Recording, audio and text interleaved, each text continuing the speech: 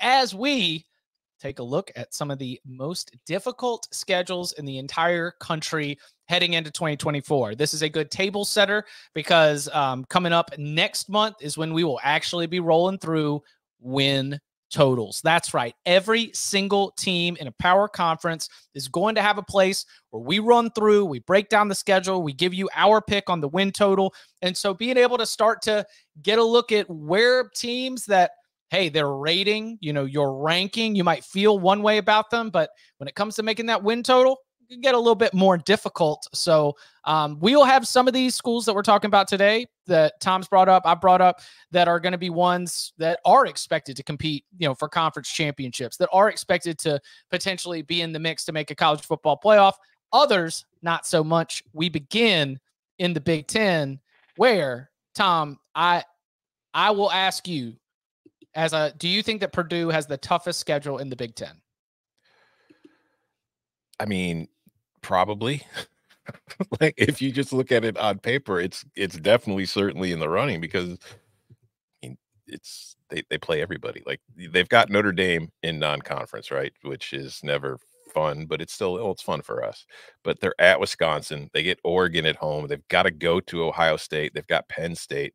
Like, if you were to rank, I mean, depending on your view of Michigan, I think Michigan's the third best team in the Big Ten. I know that we're kind of, supposed to be questioning them, but I think that doing what they do, they'll probably still be pretty good. But there's an argument to be made that Ohio State, Penn State, and Oregon are the three best teams in the league, and Sure. Purdue's got to play all of them.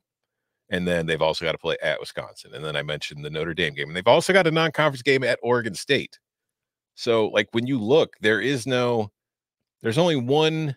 I mean, if Oregon State, we're counting them as G5, I guess. There's only two G5 games, Oregon State and Indiana State. And I don't consider Oregon State G5 anymore, or yet. So that's going to be tough. If Purdue gets to a bowl game this year, like, Ryan Walters is Big Ten Coach of the Year. I like that.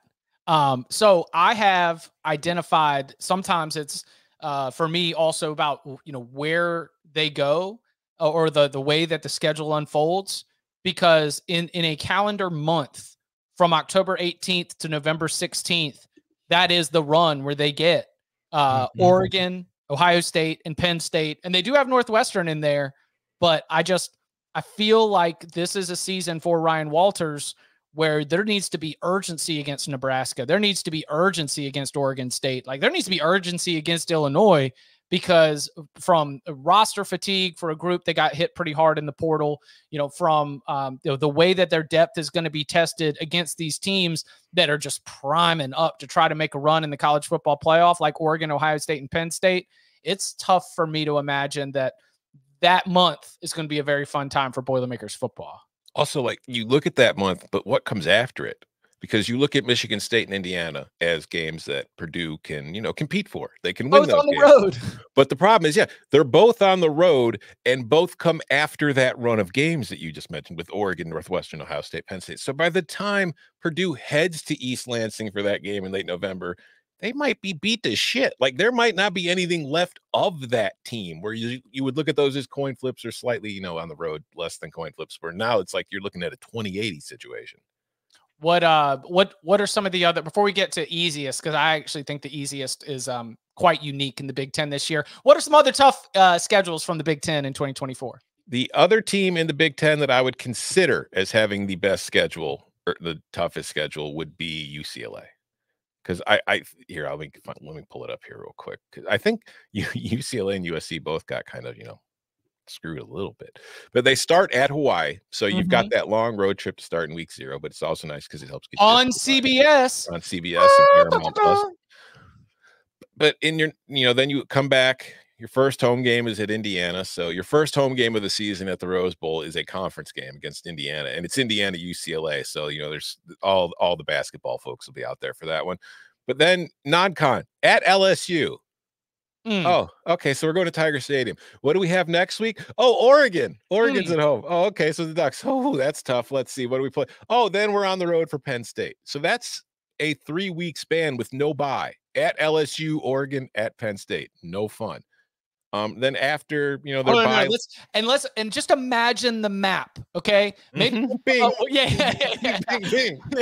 Maybe we'll be able to throw this thing together, because you're right. You start in Hawaii, you come back to Los Angeles. That's cool. You go all the way to Baton Rouge, then back to Los Angeles to play the physical buzzsaw that is Oregon, then all the way to Pennsylvania to play Abdul Carter and Penn State, then all the way back to Los Angeles to row the boat with PJ Fleck, then all the way to Piscataway the very next week in New Jersey, then to Lincoln. Oh, no, you get a week off. Okay, then you get a week off. But that is just ping-ponging across this continental United States. No, not even the continental, the whole United States. Half the damn hemisphere, like the Western Hemisphere, you are going back and forth across it.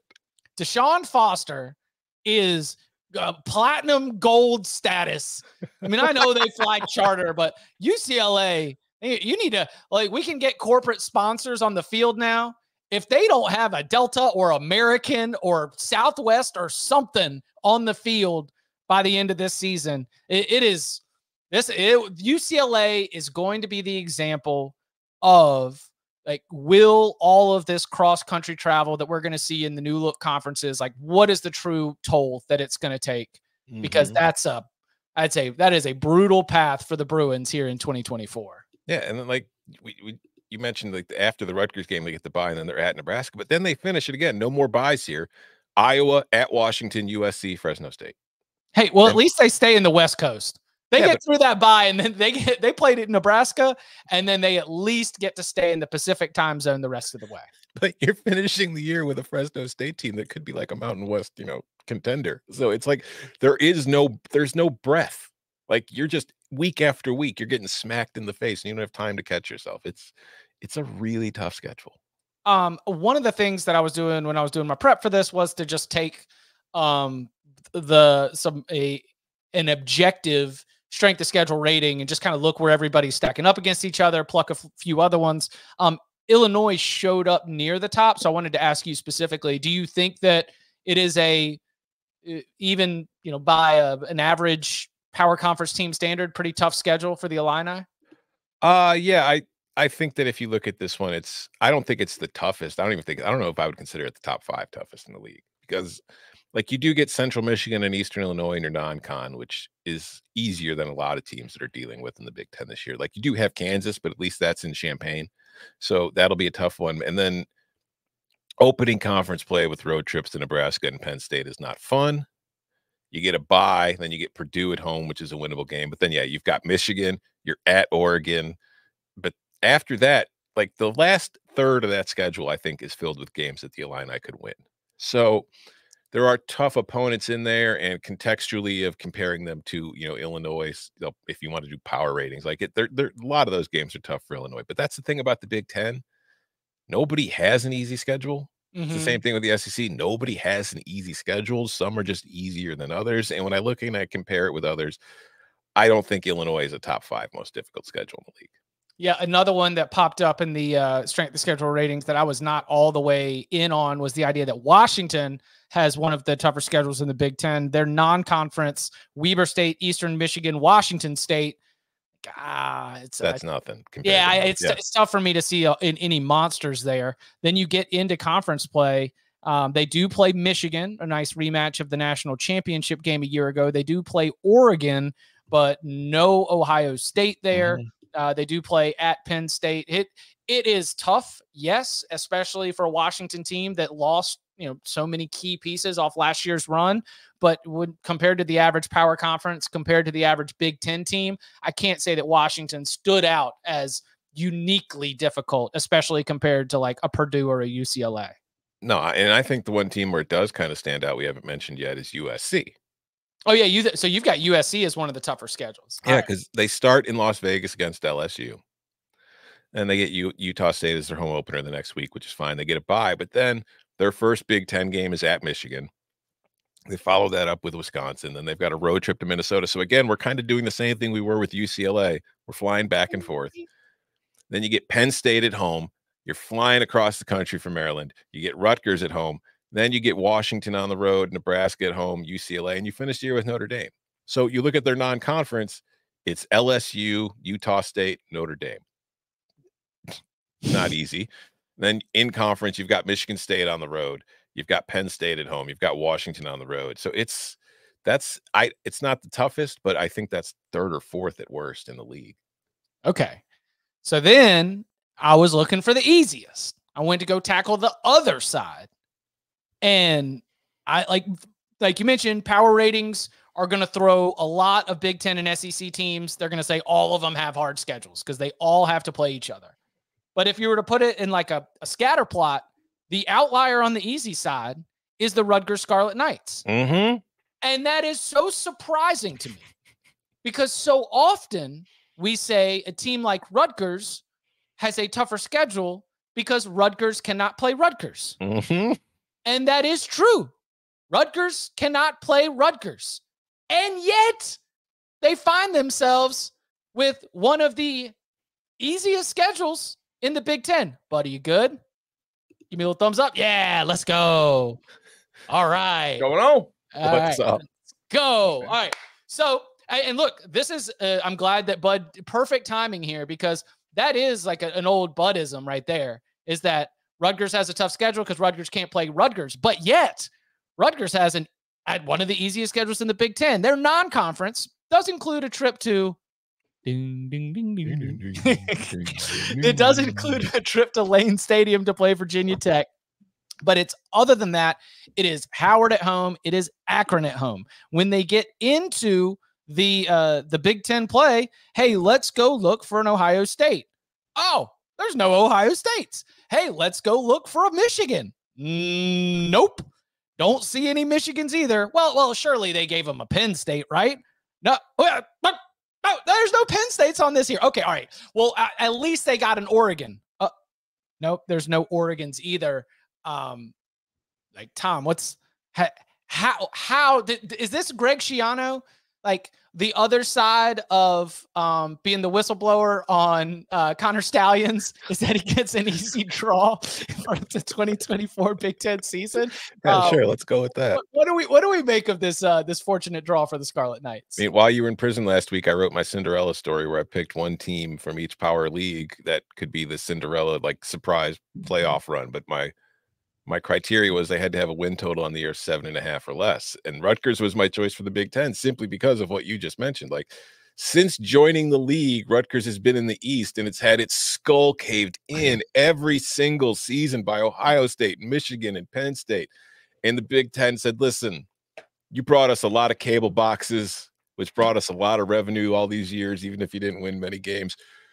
And a lot of the time we just watch you get destroyed. We want to reward you and thank you for the last decade of service by taking all three of those teams off your schedule this year. And just in case that's not enough, you don't have to play Oregon either. Like I saw in the chat, somebody asked if at Virginia Tech, their non-con game will be the toughest game they play all season. I don't think that's the case, but I think it's a legitimate question that you have to look through to make sure. Like I would argue at Nebraska will be tougher and at USC will be tougher. But it is. And again, we have to put it in the context of it's Rutgers. So it's not like, oh, Rutgers is going 10-2 against these fools, but it's for Rutgers. This is a very easy schedule that they need to take advantage of. And I think that, this is a team, they got to a bowl game with 6 wins for the first time in a decade last year. And I think if you're Rutgers going into 2024, looking at this schedule, if you don't get back to a bowl game, it was probably a disaster of a season. Like they could be, now that the West is gone, I look at Rutgers in 2024 as possibly this year's Iowa in that they just win 8 or 9 games while scoring 16 points per game. Yeah. I mean, I think this is really probably how it plays out for them. They think they upgraded with quarterback. That's a little hard to believe with Kaliakmanis, but Wimsatt was really there's some chance Kaliakmanis is like not actually effective, but he's just not disastrous. Mm-hmm. And that you could take that, parlay it with a very experienced defense. Maybe you hit on some of the transfers on the offensive line. I like how this sets up. Like they catch Minnesota, Rutgers gets a bye. That's a back-to-back road shot for Minnesota. Like there are some tricky spots here where Rutgers catches it nice. Now the middle of the schedule, that's kind of a grind. Like you have to go play USC on short rest. If I'm Rutgers, I would rather travel to go play USC on short rest than at UCLA on short rest because I don't think I can beat USC short rest, full rest, double rest, whatever, right? Like that's just a different level of athlete on the field. But that's an 8 o'clock local kickoff.